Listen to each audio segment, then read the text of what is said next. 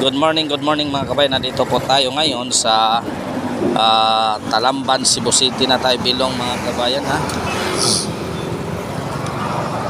Talamban po tayo ngayon, Cebu City. Bakit ito na nangyari mga kabayan? Sinasabi pa ng NBI, yung picture, lumabas na video ay hindi totoo. Isang fake.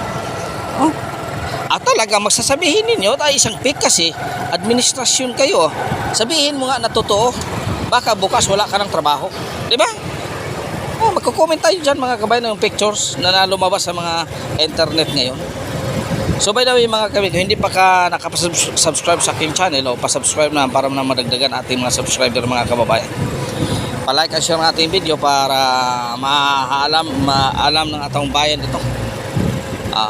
Dinitest na daw nila yung tainga, yung pictures ng dati at sa kasalukuyang administrasyon. Dinitext daw na check nila kung ito ba ay tama. Din in laboratory din ng NBI, ito ba ay tama, hindi fake daw. Alangan sabihin mo na ito ay totoo. Kung sabihin mo ito ay totoo ay ngayon pala, kung sasabihin ni totoo ay talagang magkagulo na. Kung i-confirm ng NBI ng ganyan at ito ay totoo, siguro bukas wala ka ng trabaho. Tanggal ka. Anin sabihin ng pulis na ito ay totoo ay bukas tanggal ka na. Pero pag itong administrasyon ito 2020 wala na, ito ay lalabas na masasabihin nila totoo talaga. Totoo talaga. Tapos na, di ba? Yun ang hindi maganda sa atin mga kabayan. Yun ang hindi dapat maganda. Bakit? Kasi ang totoo maging mali. Ang mali ay maging totoo. Di ba? Kung dyan ka sa administrasyon na to, ang totoo ay maging mali. Ang mali maging totoo.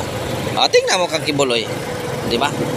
Ang mali tapos na, pinagdesisyonan na, inungkat, binuhay, tapos nalabas ng warrant of arrest si Kibuloy dahil hindi sumipot sa